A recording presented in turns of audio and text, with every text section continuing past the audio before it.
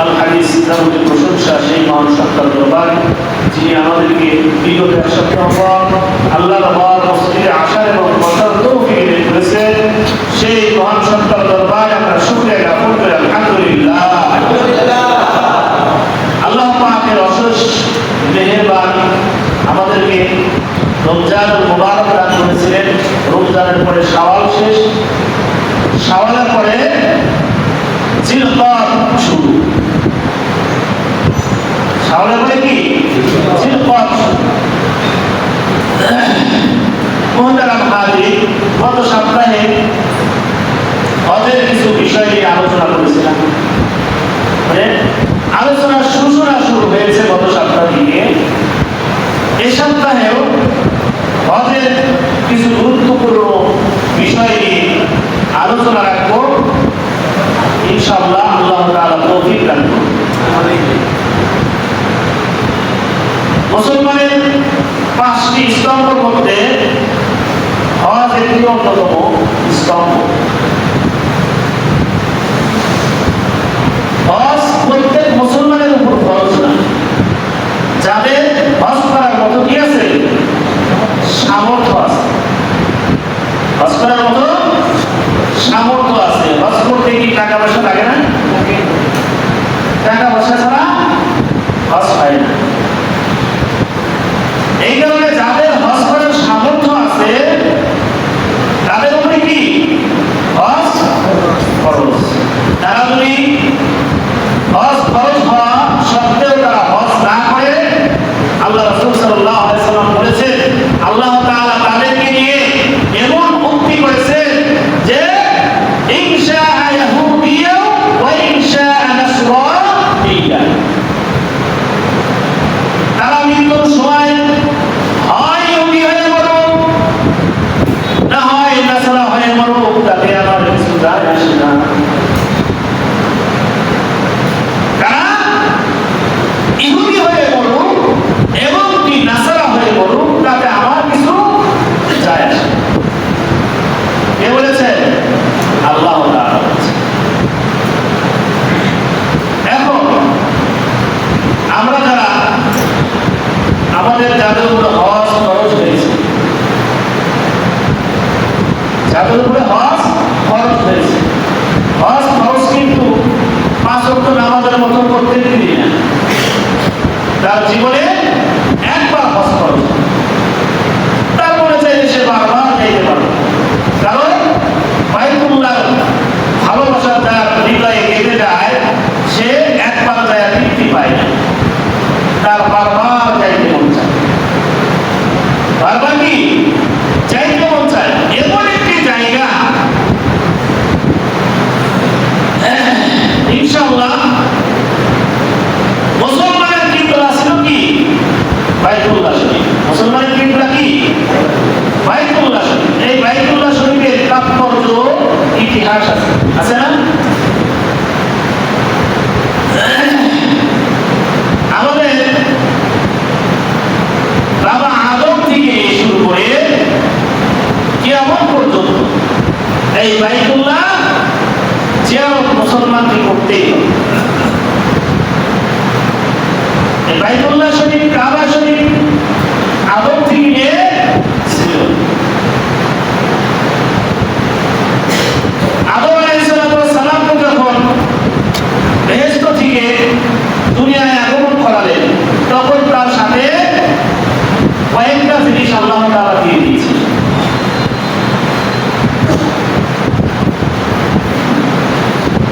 এই বাইতুল্লাহ নির্মাণ হয়েছে কয়েকভাবে। হযরত আদম আলাইহিস সালাম নির্মাণ করেছেন এবং হযরত ইব্রাহিম আলাইহিস সালাম পুনরায় নির্মাণ করেছেন এবং রাসূল সাল্লাল্লাহু আলাইহি ওয়াসাল্লামের জামানায় কুরাইশরা পুনরায় নির্মাণ করেছে। এখন পর্যায়ে করবে আরো উন্নত হয়েছে। আগের যে বাইতুল্লাহ ছিল, আগের যে কাবা ছিল, সেই কাবাকে এখন আমরা দেখতে পাই। এখন কাবাটা কত সুন্দর না? অনেক সুন্দর। আগের কাবা ছিল শুধু পাথরে, এখন কি তার গায়ে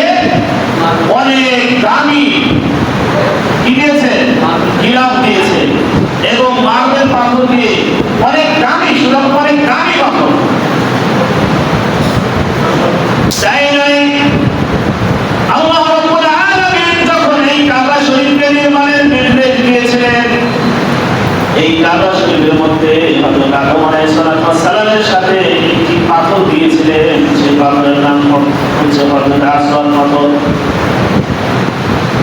এই পাথরটি এমন পাথর ছিল, আল্লাহ রাসূল সাল্লাল্লাহু আলাইহি ওয়াসাল্লাম হযরত আবু হুরায়রা রাদিয়াল্লাহু তাআলা বলেন, আল্লাহ রাসূল সাল্লাল্লাহু আলাইহি ওয়াসাল্লাম বলেন এই পাথরটি দুধের থেকেও উত্তম সাদা ছিল। সুবহানাল্লাহ বলেন না করো। আমরা তালে থাকি না, তাহলে আমাদের তাল হচ্ছে কিভাবে টাকা ইনকাম করা যায়, আমরাই থাকি আমরা, কিন্তু নেকি কিভাবে অর্জন করা যায় সেই তালে আমরা থাকি না। বেলা দিলে হ্যাঁ মাঝে মধ্যে তুষা না দিলে তো আপনারা তাল ঠিক থাকবে। বেলা হয় না, যা কিছু বলি আপনাদের ভালোর জন্য, আপনাদের মঙ্গলের জন্য। এই হযরত আসওয়াদের পাথর এত সাদা ছিল, ধবধবে সাদা। সেই পাথর যারা হাজী সাহেবরা গেছেন, হজ করতে গেছেন, তারা দেখেছে পাথরের অবস্থা। পাথর এখন তারা কুচকুচে হয়ে গেছে, একই অবস্থায় কালো হয়ে গেছে। কিসের জন্য হয়েছে জানেন? এই পাথর কালো হয়েছে আদম সন্তানের পাপ সুস্থে সুস্থে কালো হয়েছে। এই পাথর এমনিতেই কালো হয়, আদম সন্তানের পাপ সুস্থে সুস্থে কালো। যাই হোক, এই বিষয়ে পরে আলোচনা করব। এই পাথর নির্মাণ, এই কাবা নির্মাণ এবং পাথর কিভাবে ওইখানে বসাবে।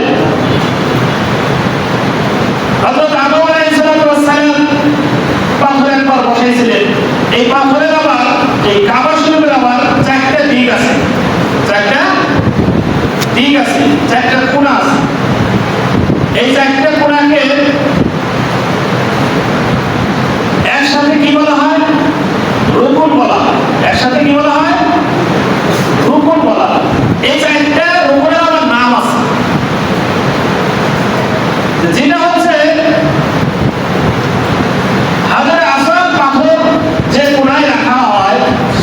কাবা যখন নির্মাণ করা হলো, হযরত ইব্রাহিম আলাইহিস সালাম যখন নির্মাণ করলেন কাবা, যখন ওই কোণায় চলে আসলেন, তখন ইসমাঈল আলাইহিস সালামকে বললেন, বাবা ইসমাঈল, আমাকে একটি পাথর দাও। ইসমাঈল আলাইহিস সালাম অনেক খোঁজাখুঁজি করে একটি পাথর এনেলেন, কিন্তু সে পাথর ইব্রাহিম আলাইহিস সালামের পছন্দ হইল না। বললেন আরেকটা পাথর আনো। আরেকটা পাথরের খুঁজে ইসমাঈল আলাইহিস সালাম ছুটলেন, কিন্তু সে পাথর খুঁজে আনার আগেই ইব্রাহিম আলাইহিস সালামকে ডাক দিলেন, ইব্রাহিম, হে আল্লাহ তাআলার দোস্ত, হে আল্লাহ তাআলার খলিল,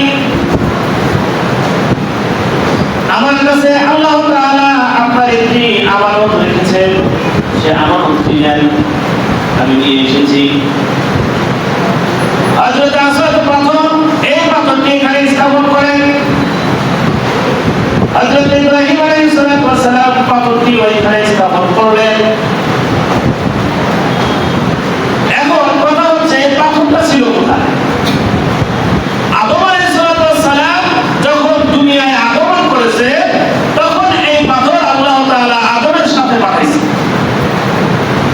কিন্তু আদম আলাইহিস সালাম ইন্তেকালের পরে অনেক বছর পরে ইব্রাহিম আলাইহিস সালাম আসছে। তাই আসছে না? হাজার হাজার বছর পরে আসছে। এর মধ্যে অনেক নবী চলে গেছে। এর মধ্যে কি অনেক নবী চলে গেছে। এখনই এই পাথর আল্লাহ তাআলা কোথায় রেখেছে? এতদিন এই পাথর কোথায় রেখেছে? আল্লাহ রাব্বুল আলামিন যখন নূহ আলাইহিস সালামের জামানায় যখন প্রলোভন দিলেন, আসমানি গজব দিলেন, তখন আল্লাহ তাআলা কাবাকে আসমানে উঠাই নিয়েছিলেন। কাবাকে আসমানে উঠাই নেওয়ার পরে এই পাথরটিকে আল্লাহ তাআলা একটি পাহাড়ের উপরে রেখে দিয়েছিলেন। পাথরটি একটি পাহাড়ের উপরে রেখে দিয়েছিলেন।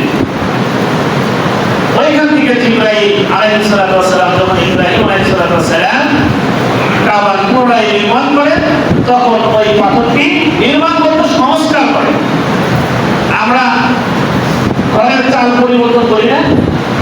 ঘরের চাল যদি পুরানো হয় তাহলে সেটা পরিবর্তন করি, এটাকে পুনরায় নির্মাণ বলা হয়। রিফারিং করার সময় তখন ইব্রাহিম আলাইহিস সালাম এই পাথরটি যথাস্থানে রেখে দেন।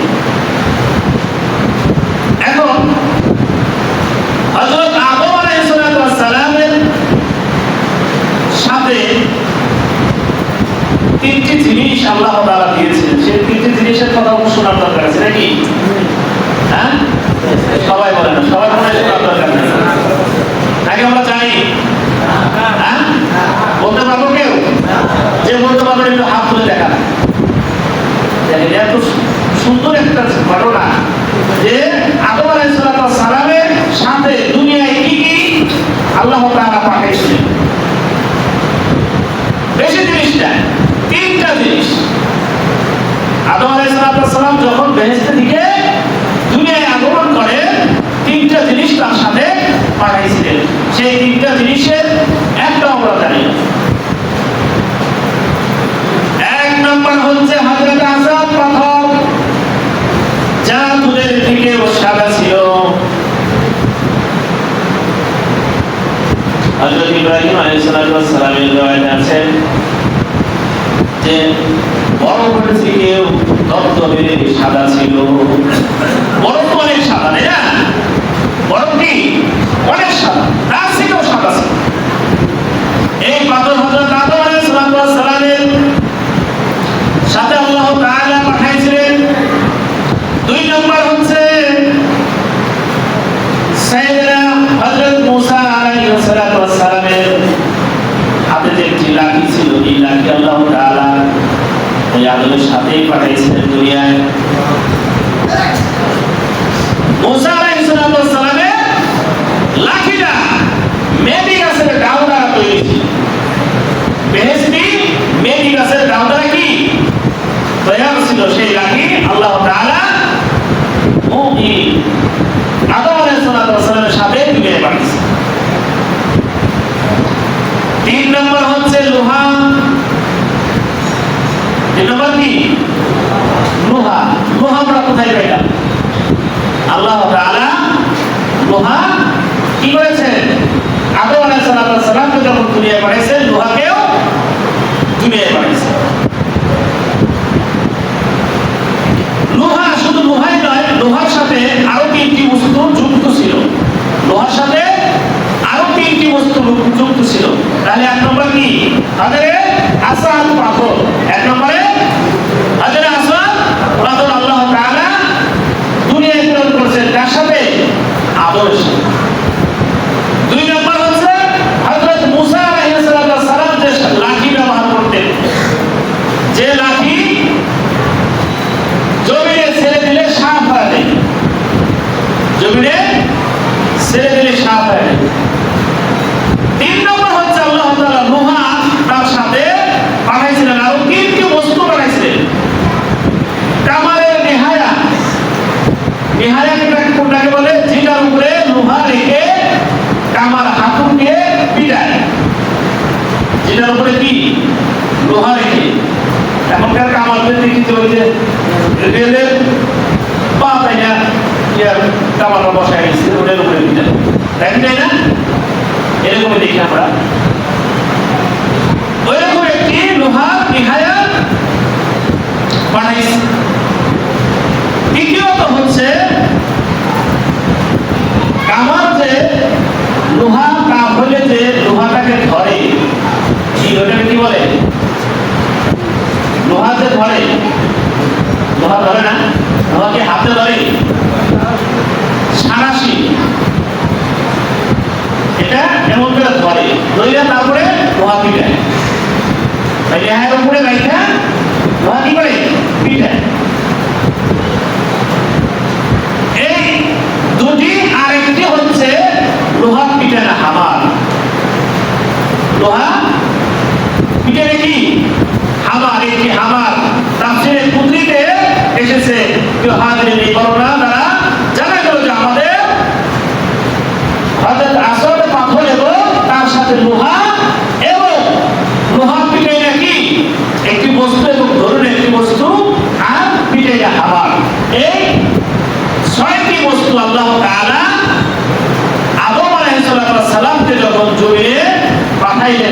এই বস্তুগুলো আল্লাহ তাআলা পাঠিয়ে দিয়েছে। সুবহানাল্লাহ, পাওয়ার নাই। লোহাতে বেহেশতি একটা বস্তু, এটা আপনাদের শোনার পরে অনুভূতিটা ভালো হইল না। বেহেশতি একটি বস্তু, লোহা কি বেহেশতি একটি বস্তু। হাজরে আসাদ বেহেশতি একটি বস্তু, যার দিকে তাকাইলে, যাকে চুম্বন করবে, যাকে স্পর্শ করবে, রাসূল আকরাম সাল্লাল্লাহু আলাইহি ওয়াসাল্লাম বলেছেন, রাসূল আকরাম সাল্লাল্লাহু আলাইহি ওয়াসাল্লাম বলেছেন যে লোহা ওই হাজরে আসাদ প্রথম দিকে স্পর্শ করে তাহলে আল্লাহ তাআলাকে স্পর্শ করা হবে। আল্লাহ তাআলাকে স্পর্শ করা হবে। হযরত আসাদ পাথরকে যদি চুমু দেয় তাহলে আল্লাহ তাআলার শরীরে চুমু দেওয়া হইল। সুবহানাল্লাহ। গুনাহ হবে সুবহানাল্লাহ বললে? আমরা কেমন জানি হয়ে গেছি, দুর্বল হয়ে গেছি গরমে নাকি, কারে বলবো দিচ্ছে, এই কারণে কঠিন অবস্থা, সারা বিশ্বেরই কঠিন অবস্থা। শুধু আমাদের বাংলাদেশে তাই না, শুধু আমাদের বাংলাদেশে, সারা বিশ্বে একই অবস্থা। কিছু করার নাই, কারণ এটা আমাদের প্রাপ্য। দেখি আমাদের প্রাপ্য। এতগুলো মুসলিম রাষ্ট্র, এই এতগুলো মুসলিম রাষ্ট্রের মধ্যে একটি রাষ্ট্র শুধু আছে যারা ইহুদিদের চোখে চোখ রেখে কথা বলার সাহস করে। আর কারো নাই।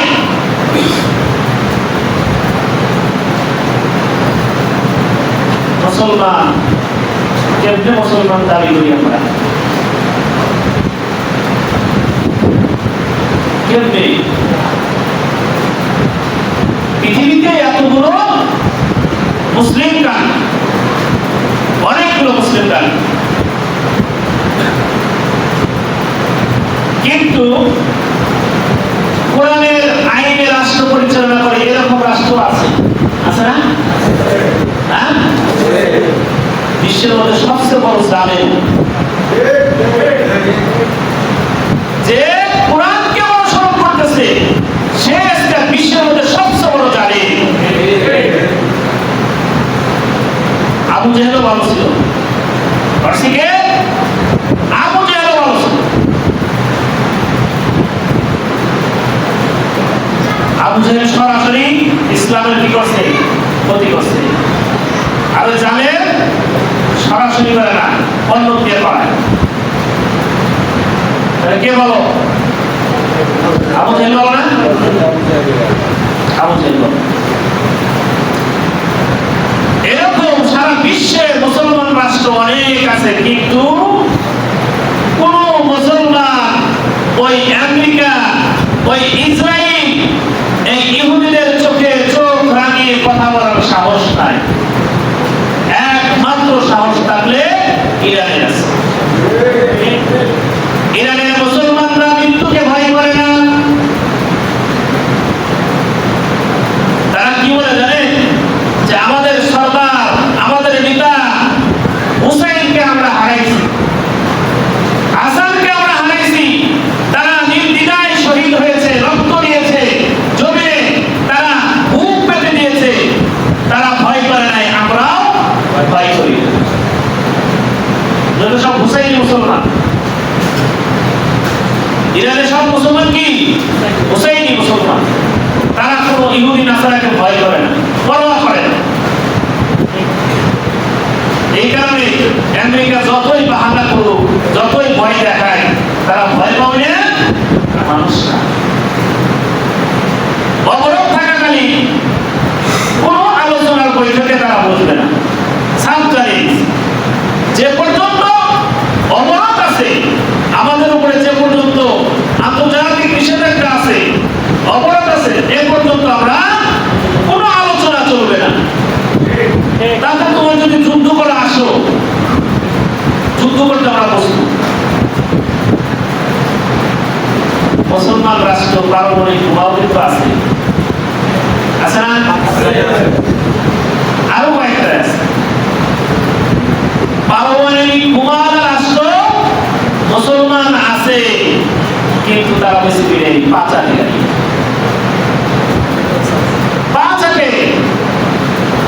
সবচেয়ে বড় গাদ্দার তাহারি। আমরা এতদিন পাকিস্তানকে খুব ভালোবাসতাম না? হ্যাঁ, পাকিস্তান কিন্তু আমাদের হৃদয়ের একটি কোণে জায়গা করে আছে এবং অধিকার ছিল। কিন্তু দেখেন, তারাই হচ্ছে ইসলামের। এই ইরানকে নিয়ে তারা অনেক চক্রান্ত করছে, এরা মুসলমান, এদের কাছে পারমাণবিক বোমা আছে, এরা কিন্তু পাঁচাটা গোলাম। আমেরিকার কাছেও পারমাণবিক আছে। যে রাষ্ট্রের কাছে পারমাণবিক আছে, সেই রাষ্ট্র দুই রাষ্ট্র কখনো যুদ্ধে সহজে জড়াবে না, কারণ হিসাব আছে। একটা পারমাণবিক বোমা যদি কোন রাষ্ট্রে মারে, সেই দেশের পারমাণবিক বোমা আছে না নাই? তাহলে তার যদি থাকে 100 আর একটা যোগ হলে 100 একটা একসাথে ফুটবে। এমন একটা যন্ত্র যেটা মারলে পরে মনে করেন যে বাংলাদেশে যদি মারে, তাহলে বাংলাদেশ পুরোটাই শেষ।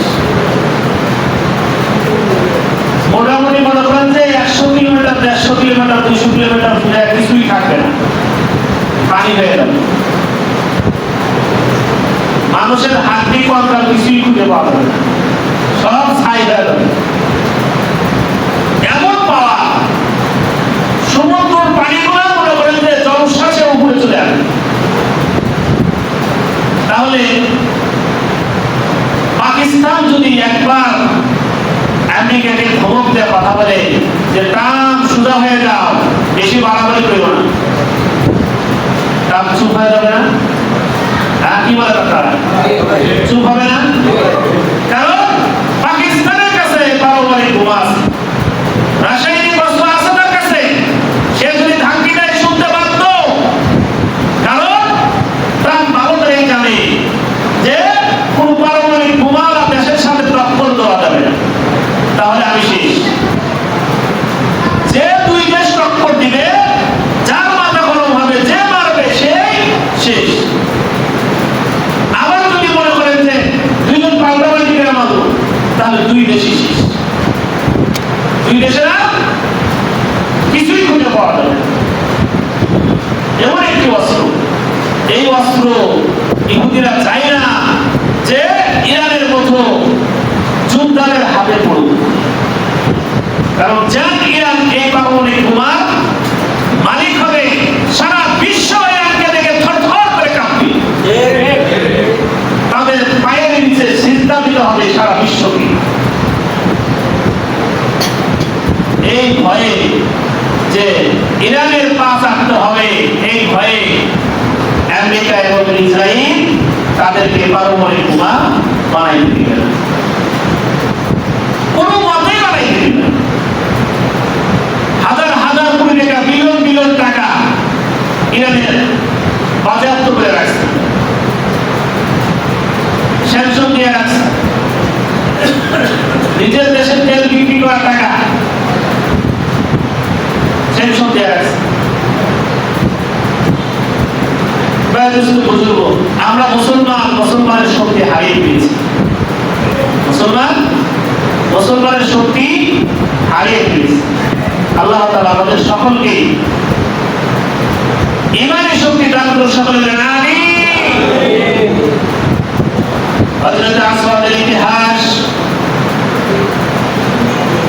হযরত আসওয়াদের পাথর কালো কালো হয়ে গেছে, এর কারণ হচ্ছে আদম সন্তানের সমস্ত গোড়াছে শুষে নিয়েছে। কোন হাজি যদি হজ করতে গিয়ে হযরত আসওয়াদ পাথরে চুমু দেয়, তাহলে আল্লাহ তাআলা তার সমস্ত গুনাহকে মাফ করে দেন। সমস্ত গুনাহ ওই পাথরে কি করে শুষে নেয়।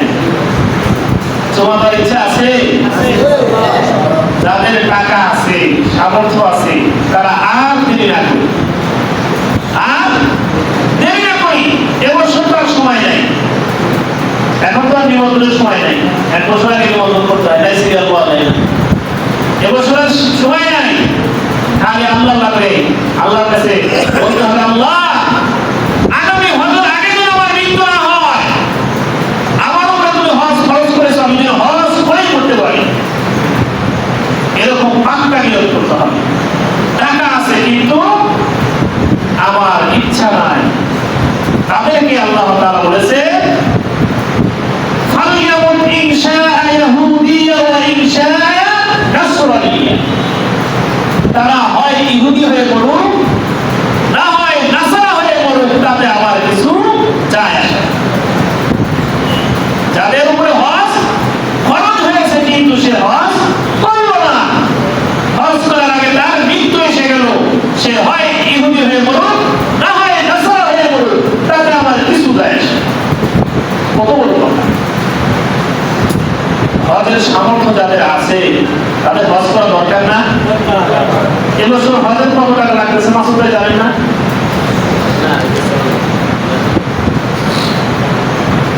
আগে থেকে মনে হয় একটু কম, আগে 7 লাখ লাগতো।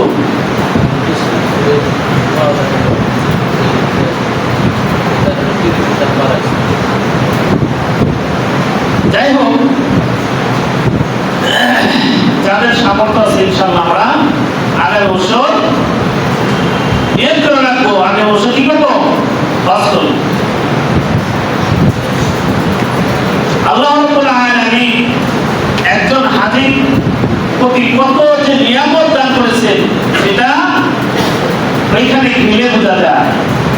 এখানে যারা গেছে, যাওয়ার সাথে সাথে ওই কাবা চত্বরে পা রাখার সাথে সাথে তার মনের পরিবর্তন হয়ে যায়।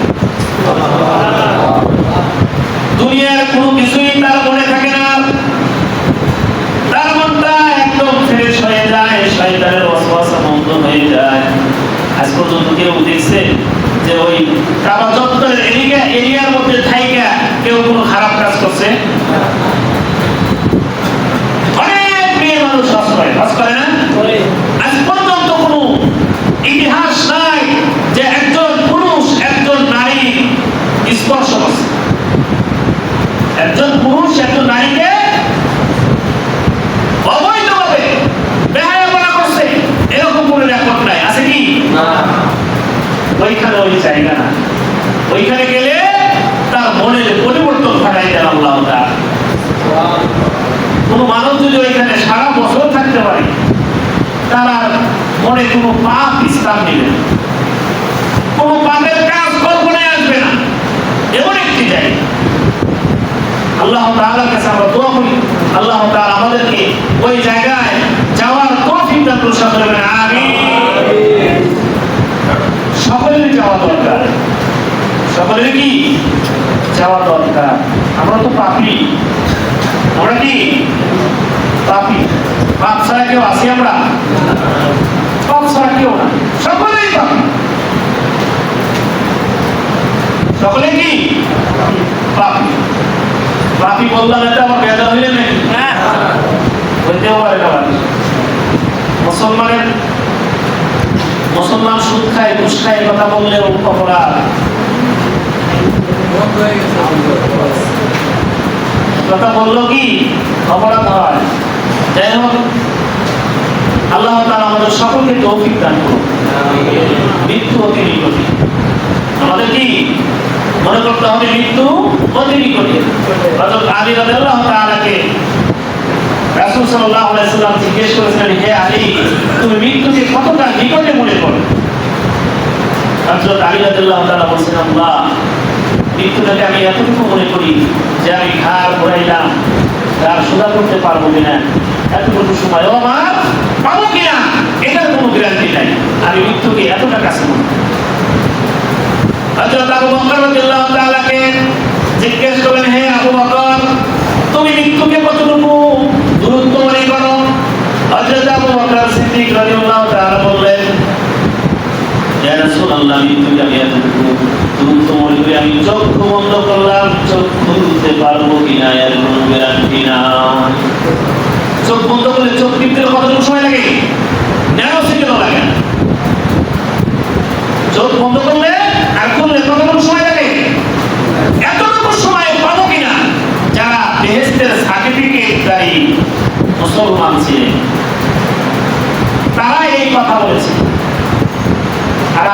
তো কথাই নেই। এই কারণে মৃত্যু অতি নিকটে, এটাই মনে করতে হবে, কখন আমার মৃত্যু হয়ে যায় এই চিন্তা চেতনা সবসময় মাথার মধ্যে রাখতে হবে। আল্লাহ তাআলা আমাদের সকলকে তৌফিক দান করুন, সকলে বলেন আমিন। আরো কিছু আলোচনা বাকি হয়ে গেল, ইনশাআল্লাহ আগামী জুমায় আলোচনা এখান থেকে শুরু করবো। নূহ আলাইহিস সালামের উপর আরো অনেকগুলো আলোচনা আছে, কিন্তু একটা আলোচনা জুমার আলোচনায় শেষ হয় না। আল্লাহ তাআলা আমাদের সকলকে তৌফিক দান করুন, সকলে বলেন আমিন। আমাদের সকলকে খাঁটি মুসলমান হওয়ার তৌফিক দান করুন, সকলে বলেন আমিন।